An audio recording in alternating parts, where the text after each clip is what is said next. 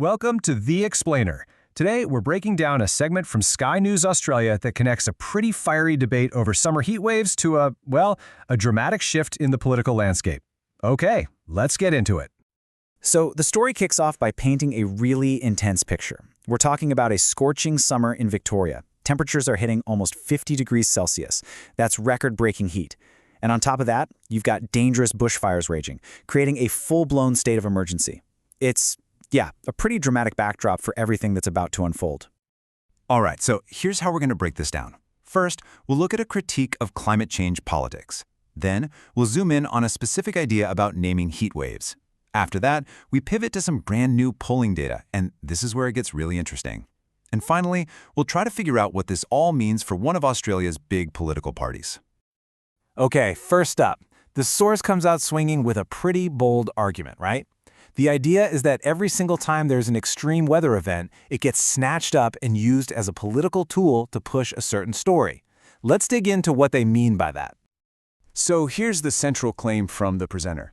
They argue that these weather events are used to build what they call a narrative of catastrophization, basically turning every event into a sign of impending doom.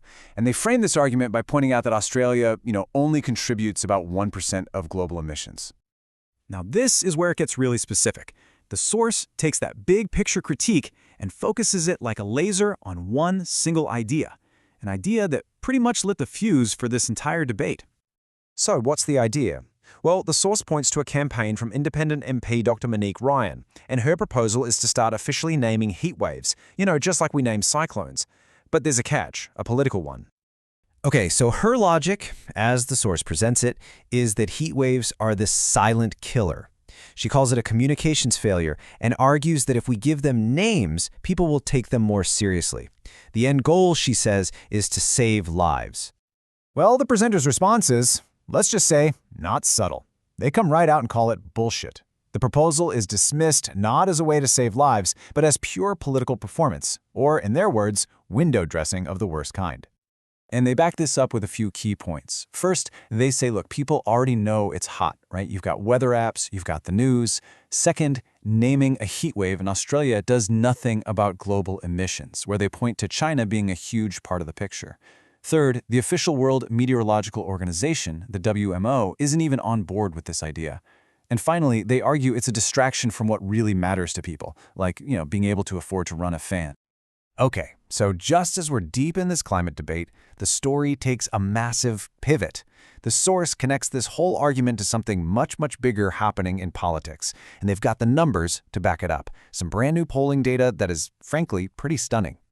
So they call it the Sky News Pulse. It's a new poll they're doing with YouGov, and the plan is to release it every 2 weeks to, keep a finger on the pulse of the electorate. And this is the very first one.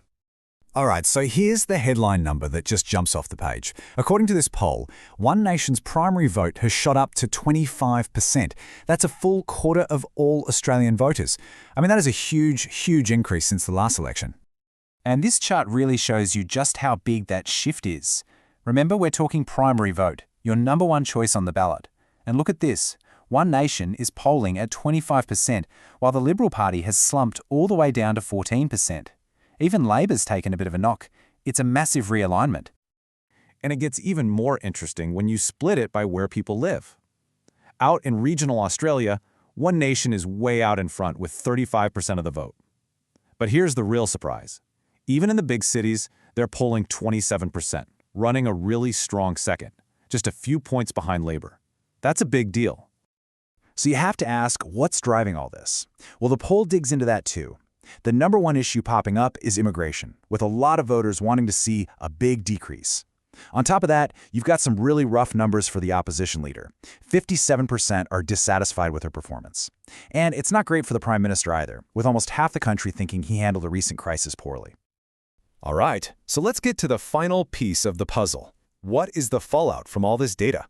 Well, it paints a picture of a major political party that is, to put it mildly, at a bit of a crossroads.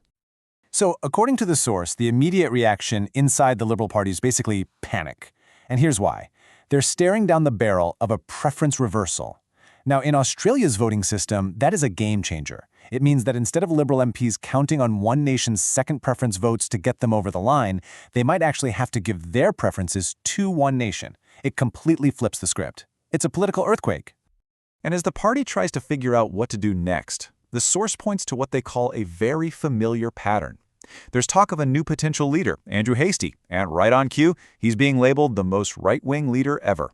The presenter makes the point that, hey, look at this timeline. This exact same label has been thrown at every single conservative leader for decades.